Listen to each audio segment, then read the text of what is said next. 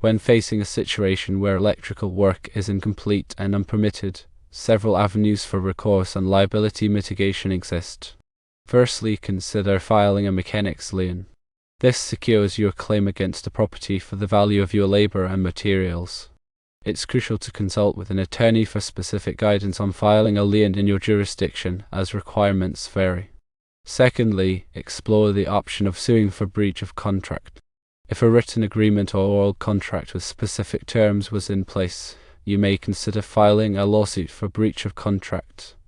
This would aim to recover damages incurred due to the customer's failure to fulfill their contractual obligations. To mitigate potential liability, it is important to document your work thoroughly. Take detailed photographs and notes of the work you performed. This documentation serves as evidence of your involvement in the project and the extent of the completed work. Furthermore, communicate with the customer about the critical need for a permit and the potential consequences of not obtaining one. Document these communications in writing, saving emails or certified letters as proof of your attempts to inform the customer. If the customer insists on proceeding without a permit despite your warnings, obtain a signed waiver of liability. This waiver should explicitly state that the customer is aware of the risks associated with unpermitted work and agrees to release you from any future legal claims related to it. Contact your insurance company to report the situation.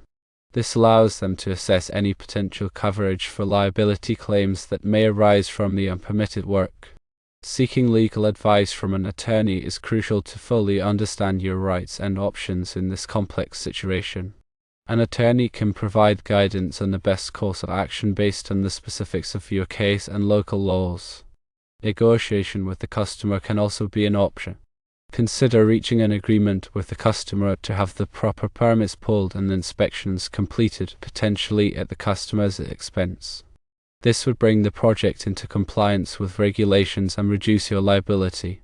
As general recommendations, always obtain a permit before starting any electrical work. This ensures compliance with safety codes and protects you from liability.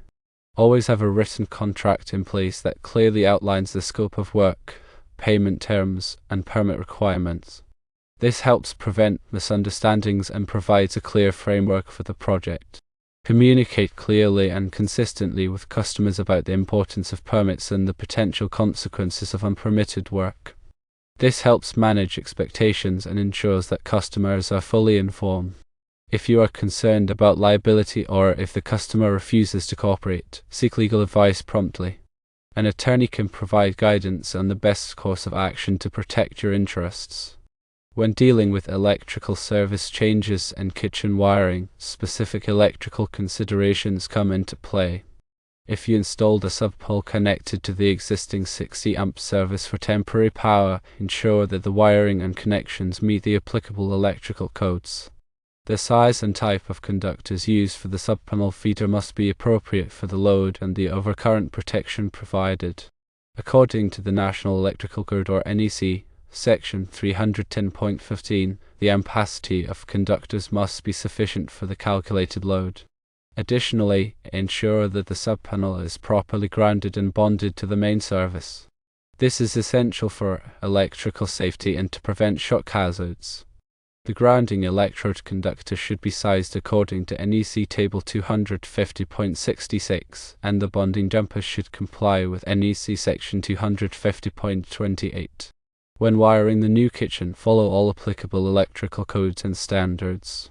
Use appropriate wiring methods such as non-metallic sheath cable or metal conduit, depending on the location and application. All receptacles and switches must be properly grounded, and ground fault circuit interrupter or GFCI protection must be provided for receptacles serving countertop surfaces in kitchens, as required by NEC Section 210.8. The branch circuits serving the kitchen must be sized according to the loads they will serve. General purpose circuits should be rated at 15 amps or 20 amps, while appliance circuits for refrigerators, dishwashers, and other appliances should be sized according to the appliance's nameplate rating. When sizing conductors and overcurrent protection, consider the voltage drop in the circuit. Excessive voltage drop can cause appliances to operate inefficiently and can even damage them. NEC Section 210.19 AM provides guidelines for minimizing voltage drop in branch circuits. If the kitchen includes electric ranges, ovens, or cooktops, these appliances must be supplied by dedicated circuits. The circuit conductors and overcurrent protection must be sized according to the appliance's nameplate rating and the requirements of NEC Article 220. Ensure that all electrical work is performed by qualified and licensed electricians who are familiar with the NEC and local electrical codes. This helps ensure that the work is done safely and correctly and that it will pass inspection. If the customer has run out of money and the work remains undone, consider the financial implications of completing the project. Negotiate with the customer to determine a payment plan or alternative financing arrangements. If you are unable to reach an agreement, you may need to consider suspending work until the customer can provide sufficient funds. Before resuming work, ensure that all necessary permits are obtained and that the electrical system is inspected and approved by the local electrical inspector. This will help protect you from liability and ensure that the electrical system is safe and code compliant. If you encounter any unexpected issues or problems during the electrical work, consult with a qualified electrical engineer or inspector. They can provide guidance and recommendations to help you resolve the issue safely and effectively. In cases where the customer has boarded and plastered the walls before you could pull a permit, it may be necessary to open up the walls for inspection. This can be a costly and disruptive process, but it is essential to ensure that the electrical work is code compliant. Work with the customer to minimize the disruption and to restore the walls to their original condition after the inspection. If the customer refuses to allow you to open up the walls for inspection, you may need to consider terminating the project and seeking legal advice. In such cases, it is important to protect yourself from liability by documenting all communications and actions taken. Remember that electrical work is inherently dangerous and should only be performed by qualified and licensed professionals. Follow all safety precautions and use appropriate personal protective equipment to prevent electrical shocks, burns, and other injuries. Always energize circuits before working on them and use lockout/tagout procedures to prevent accidental energization. Use properly insulated tools and equipment to minimize the risk of electrical shock. If you are unsure about any aspect of the electrical work, consult with a qualified electrician or electrical engineer. They can provide guidance and assistance to help you complete the work safely and correctly. Keep up to date with the latest electrical codes and standards. The NEC is updated every 3 years, and it is important to stay informed of any changes that may affect your work. Attend continuing education courses and seminars to enhance your knowledge and skills. This will help you provide the best possible service to your customers and protect yourself from liability. By following these recommendations, you can minimize your risk of liability and ensure that your electrical work is safe and code compliant. Always prioritize safety and compliance, and seek professional advice when needed. When considering legal recourse, the specific laws and regulations in your jurisdiction will govern your options. In New Jersey, where the location is specified, the construction lien law provides a framework for filing a mechanics lien. This law outlines the requirements for filing a lien, including the time limits for filing, the information that must be included in the lien claim, and the procedures for enforcing the lien. Consult with the New Jersey attorney who specializes in construction law to ensure that you comply with all applicable requirements. New Jersey also has laws governing breach of contract. To succeed in a breach of contract claim, you must prove that a valid contract existed, that the customer breached the contract, and that you suffered damages as a result of the breach. A written contract is always preferable, but an oral contract can also be enforceable if its terms can be proven. New Jersey's Consumer Fraud Act may also be relevant if the customer engaged in deceptive or fraudulent practices. This law provides remedies for consumers who have been defrauded by businesses. If you believe that the customer has violated the Consumer Fraud Act, you may be able to bring a claim under this law. New Jersey's Uniform Commercial Code or UCC governs the sale of goods, including electrical materials and equipment. If you sold goods to the customer as part of the project, the UCC may apply to your transaction. The UCC provides rules for contract formation, performance, and remedies for breach of contract. New Jersey's construction codes and regulations also set standards for electrical work. These codes require that all electrical work be performed by licensed contractors and that permits be obtained before starting work. Failure to comply with these codes can result in fines, penalties, and even criminal charges. When communicating with the customer, it is important to document all communications in writing. This includes emails, letters, and text messages. Keep a record of the dates, times, and content of all communications. If you meet with the customer in person, take notes of the meeting and have the customer sign them to acknowledge their accuracy. When providing a waiver of liability, make sure that the waiver is clear, unambiguous, and supported by consideration. Consideration means that the customer must receive something of value in exchange for signing the waiver. The waiver should specifically state that the customer is releasing you from any and all claims related to the unpermitted work. Before signing the waiver, the customer should be advised to consult with an attorney to understand their rights. When contacting your insurance company, provide them with all relevant information about the project, including the contract, permits, and communications with the customer. Ask your insurance company to assess your coverage for potential liability claims. Understand the terms and conditions of your insurance policy, including any exclusions or limitations. When consulting with an attorney, be prepared to provide them with all relevant documents and information about the project. This includes the contract, permits, communications with the customer, and photographs of the work performed. Ask the attorney to advise you on your legal rights and options. The attorney can also help you negotiate with the customer or file a lawsuit if necessary.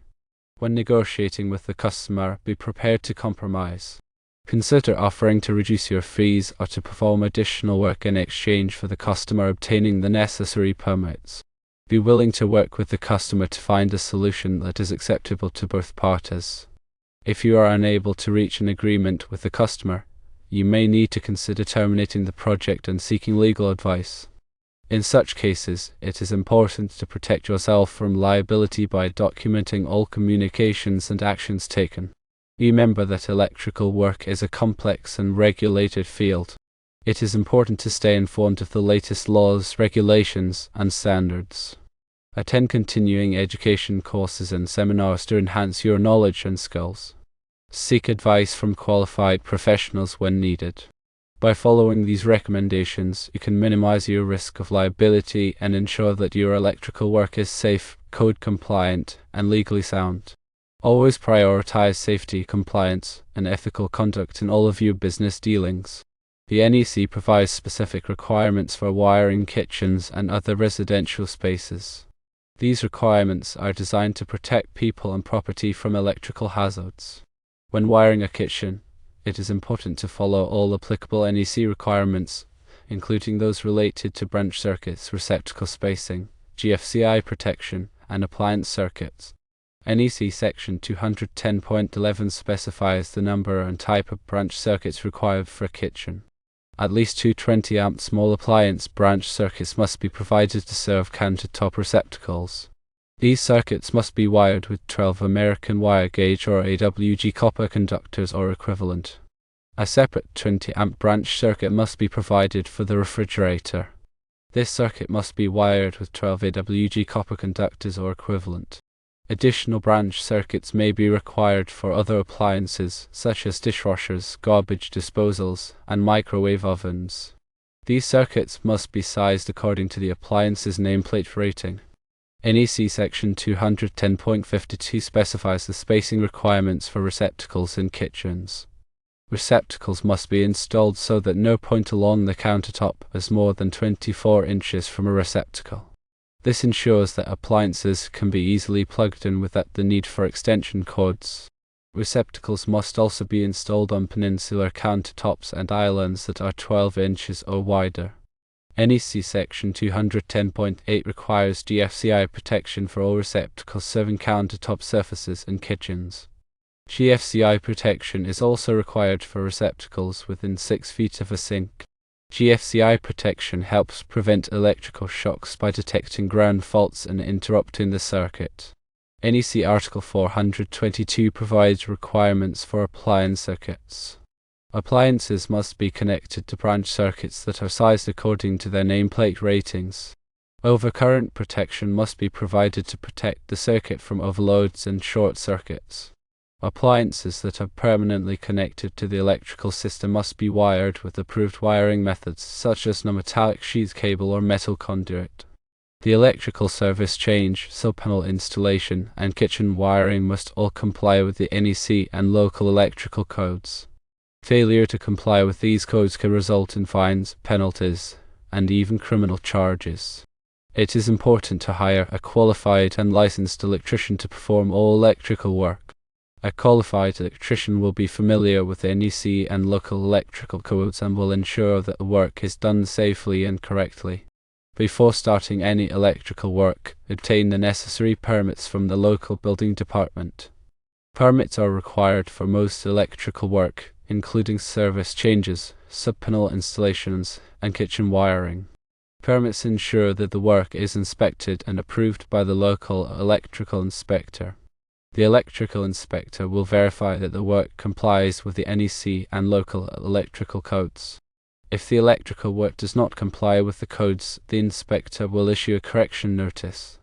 The contractor must correct the deficiencies and request a re-inspection. Once the work complies with the codes, the inspector will approve the permit.